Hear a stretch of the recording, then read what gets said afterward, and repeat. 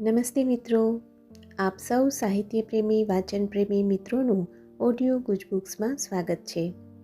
અત્યારે આપણે વાંચી રહ્યા છીએ વર્ષના પ્રત્યેક દિવસ માટે એક એમ 365 સુંદર સંદેશાઓ સાથેનું આ અદ્ભુત પુસ્તક ઉઘડતા દ્વાર અંતરના. માર્ચ 30. કશું જ આકસ્મિક નથી. સમગ્ર જીવનમાં એક સંપૂર્ણ યોજના અને આકાર રહેલા છે.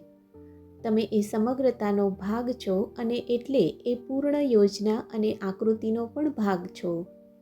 તમારા જીવનમાં તમે વિચિત્ર ઘટના બનતી જુઓ અને આવું શા માટે બનવું જોઈએ એમ થાય ત્યારે શાંત સ્થિર ચિત્તે બેસો અને જુઓ કે એ બધું કેવું બંધ બેસે છે.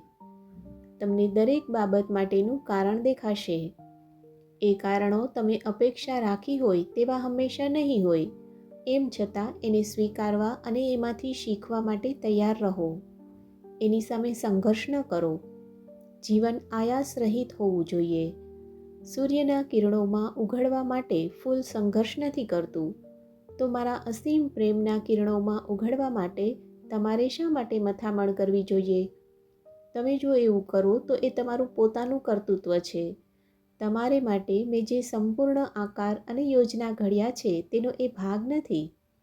સરળતા એ મારી નિશાની છે, એટલે જીવનને સાદું સરળ રાખો. સતત મારા સંપર્કમાં રહો. મારા પ્રેમમાં તમારી જાતને ખીલતી અને ખુલતી નિરખો. આપનો આજનો દિવસ શુભ રહે.